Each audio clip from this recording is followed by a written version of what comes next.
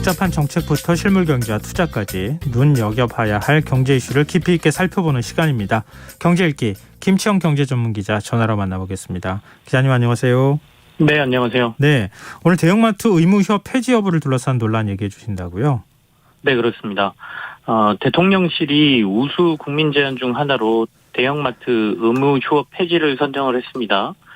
이것 하나만 있는 것은 아니고요. 총 10개의 제안을 우수 제안으로 선정을 했고요. 예. 그 안에 이제 대형마트 의무 휴업 폐지가 들어 있습니다. 어제 선정해서 올려놨고 열흘간 국민 제안 누리집에서 일종의 온라인 투표를 거쳐서 이 중에 가장 많은 표를 받은 3건을 선정해서 국정에 반영한다라는 건데요. 네. 이렇게 되자 이제 대형마트 의무 휴업이 폐지가 추진된다. 또 정부가 이걸 폐지할 의지가 있다. 이렇게 읽히면서 여러 가지 좀 논란이 되고 있습니다. 혹시 다른 제안들은 어떤 게 있었습니까? 이 국민제안 누리집에 들어가 보시면 들어가자마자 팝업창으로 뜨거든요. 네. 그래서 눌러서 들어가 보면 9,900원 K 교통 패스, 컨택트 렌즈 온라인 구매 허용, 최저임금 차등 적용, 휴대전화 모바일 데이터 잔량 2월 허용, 대형마트 의무 휴업 폐지, 외국인 가사도우미 취업비자 허용 등등 한 10가지가 올라와 있습니다. 어떻게 보면 굵직한 것도 있고요. 또 어떤 시각에서는 조금은 사소한 것까지 있어서 물론 개인적인 견해차가 있겠지만 이걸 동일선상에 놓고 이렇게 투표를 진행하는 게 맞나라는 생각도 조금 들죠. 글쎄요. 그러니까 우수 제안이라고 일단 10가지를 선정한 게 최저임금 차등 적용이나 이런 것들이 들어가 있다는 거잖아요. 대형마트 의무 휴업 폐지도 들어가 있고. 네. 근데 10일간 투표한다고 했으니까 이제 이틀 정도 지난 거 아니겠습니까? 투표 상황 알 수 있습니까?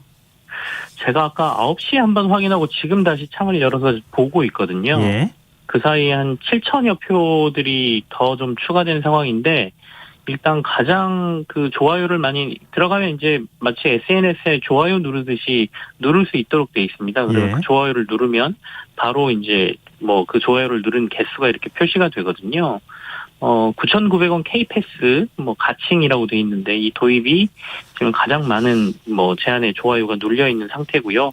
2만 한 7,700여 분이 이제 좋아요를 눌렀고 그리고 난 다음이 전세 계약 시 임대인 세금 완납 증명 첨부 의무화 이게 지금 2만 7,097표 정도. 그리고 세 번째가 대형마트 의무 휴업 폐지가 한 2만 6천여 표를 받아서 한 세 번째 좋아요가 많이 눌린 제안 정도인 것 같습니다.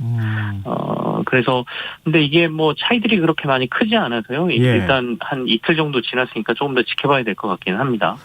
대형마트 의무 휴업 폐지가 꽤 지지를 받고 있다. 이렇게 봐도 되겠네요.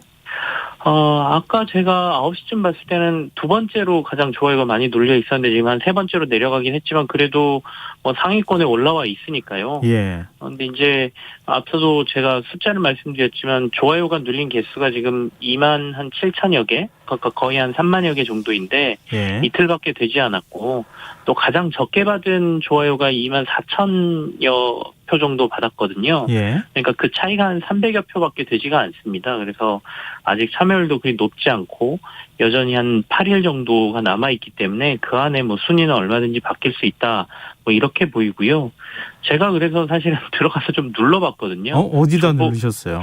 저는 K교통패스에 좋아요를 눌렀습니다. 이게 요즘 워낙 그 물가가 많이 오르다 보니까 독일에서 지금 현재 이걸 그 세금을 가지고 시행을 하고 있거든요. 네네. 한 3개월 정도 한시적으로 아주 싼 값에 대중교통을 이용할 수 있도록 이제 발행하는 뭐 그런 건데요. 아마도 그걸 보고 우리나라도 도입하고자 하는 제안으로 올라온 것 같습니다. 그래서 저는 이걸 눌렀는데요. 누르고 혹시 다른 것도 눌리나라고 봤더니 중복 참여는 지금 안 되고요.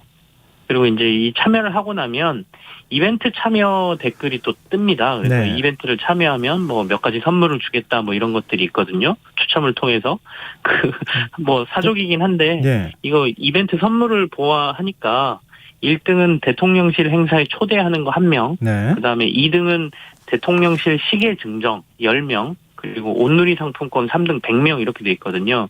근데 저는 개인적으로 1, 2등이 안 끌리고 3등 온누리 상품권에 끌려서 이벤트가 이렇게 3등이 먼저 끌려도 되는지라는 생각도 들었어요. 아니에요. 1등, 2등 좋아하시는 분들 많아요. 대통령 시계 받고 싶고 대통령실 하시는. 시계 받으시고 싶으신 그럼요. 분들 많겠죠. 네, 대통령실 행사 초대는요. 대통령하고 혹시 같이 사진 찍을 수도 있잖아요. 네 맞습니다. 굉장한 선물이 될 수도 있어요. 근데 이런 걸 이벤트까지 걸고 온라인 투표로 결정하는 게 적절한가? 이런 의문을 제기하는 목소리도 있어요.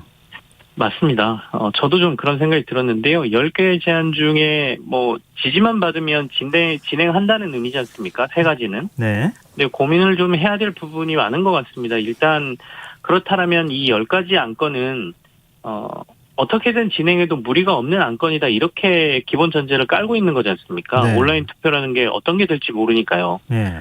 벌써 이제 대형마트 의무 휴업 폐지는 당장 논란이 좀 커지고 있는 상황이고요.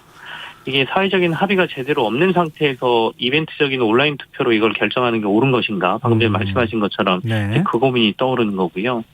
더구나 실효성이 있고 없고를 떠나서 이 대형마트 의무 휴업 같은 경우에는 대법과 헌법소원까지 갔었던 문제였고 어쨌든 모두 유지하는 걸로 결론이 난 상태였거든요. 네. 이걸 국민의 뜻이라는 명분으로 온라인 투표를 결정하는 거는 향후에도 어떤 논란거리가 온라인 투표로 결정이 가능하다는 선례를 남길 수 있어서 굉장히 조심스럽습니다.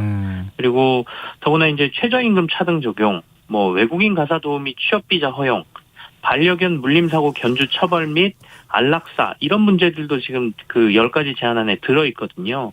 근데 이 역시도 논란이 많고 또 법적인 부분 또 이해 당사자 간의 문제 등으로 복잡한 일들이 많기 때문에 무엇이 결정되든 논란은 또 따라올 수밖에 없는 상황이다 이렇게 볼 수도 있겠습니다.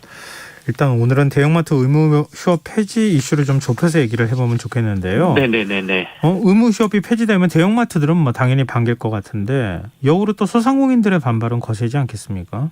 그렇습니다. 지금 그도 그럴 것이 시기적으로 경기 침체를 우려하는 상황 아니겠습니까? 네. 소상공인들도 사회적 거리두기 조치하고 영업 제한 등으로 지난 2년간 큰 피해를 본 상황에서 이 규제 완화를 내걸고 갑작스럽게 또 소비자 편의를 높인다는 차원에서 대형마트 의무 휴업 폐지를 한다고 하니까 소상공인들은 일단 반대할 수밖에 없는 상황이죠. 그러니까 당장 한 명의 손님이라도 여기서 대형마트로 더 뺏긴다라면 생존의 문제라고 생각하는 것 같습니다.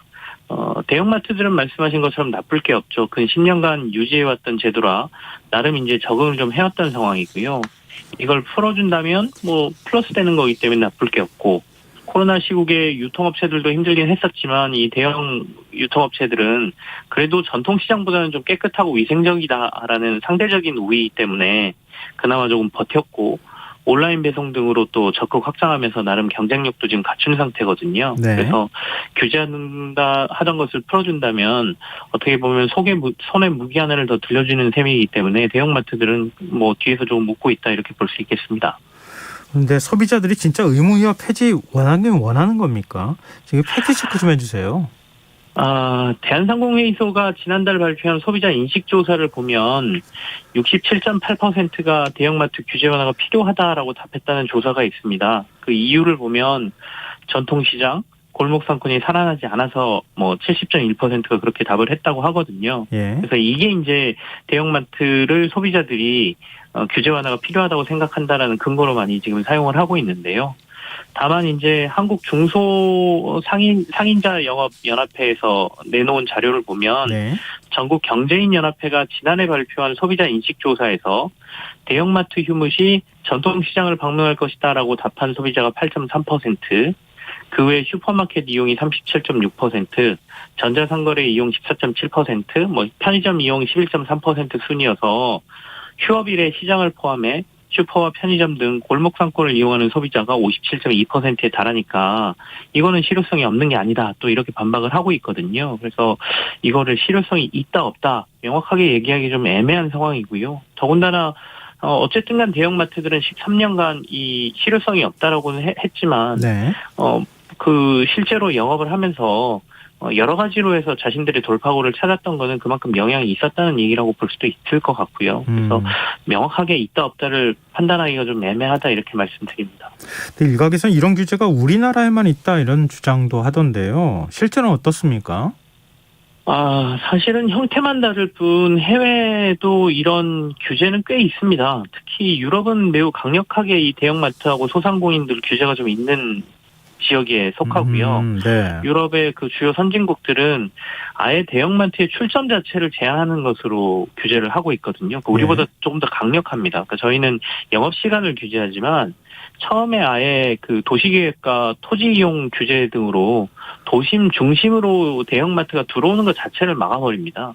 그래서 도심보다는 외곽의 대형마트가 존재할 수 있도록 좀 하는 것이고요. 다만 아시아 쪽인 일본과 대만이 우리하고 비슷한 규제를 조금 했었는데 네. 그 소상공인을 보호하기 위해서 일부 대형마트들을 규제하는 건 거의 비슷했거든요. 근데 사실 일본과 대만에서도 크게 실효를 거두지 못했다라는 평가를 받고는 있습니다. 그래서 다들 사실 대형화되고 있는 이런 부분에 있어서 비슷한 고민들을 하고 있는 것은 우리나라나 다른 나라나 비슷하다라고 볼 수 있겠죠. 말씀 듣다 보니까요. 유럽 같은 데 가면 우리나라 사람들 전통시장을 먼저 찾아가잖아요. 네. 그렇죠. 근데 우리는 또 전통시장 문제를 어떻게 봐야 되는가. 이게 소비문화하고도 관련이 돼 있는 것 같아서 뭐가 어느 쪽이 정답이다 이렇게 딱히 규정하기는 쉽지는 않을 것 같은데요. 네. 일단 대형마트 의무 휴업 제도가 폐지된다면 그래도 뭔가 대안은 있어야 되지 않겠습니까?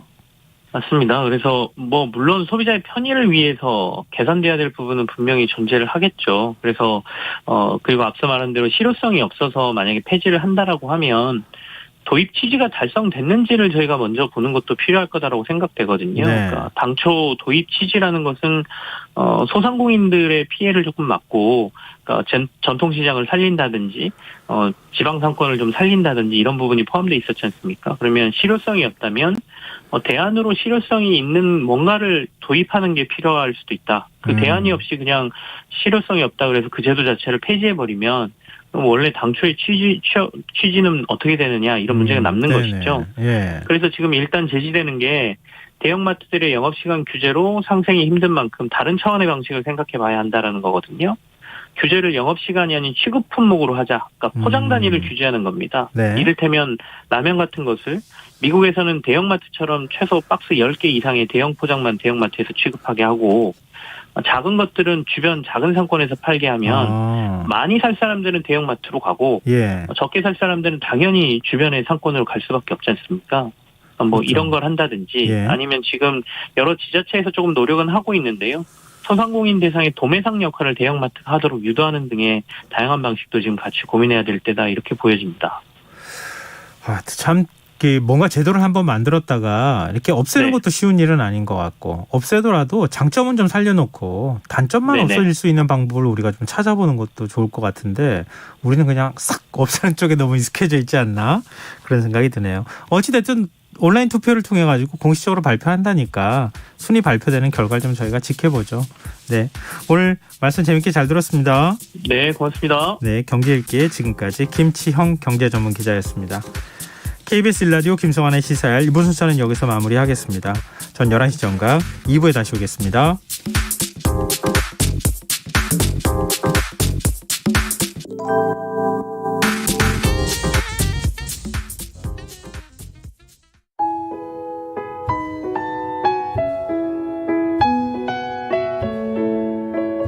경제적인 어려움에 처한 위기 가정들이 늘고 있습니다. 복지 사각지대에 처해 있는 가정들을 미리 찾아서 지원하고 위기로부터 구하는 일이 시급한데요. KBS 강태원 복지재단은 전국의 복지관과 연대해 복지 사각지대에 있는 위기 가정들을 찾아서 지원하는 운동을 시작합니다. 생활고로 인해 소중한 생명과 가정이 파탄나는 비극이 다시는 일어나지 않도록 이 일에 함께해 주십시오.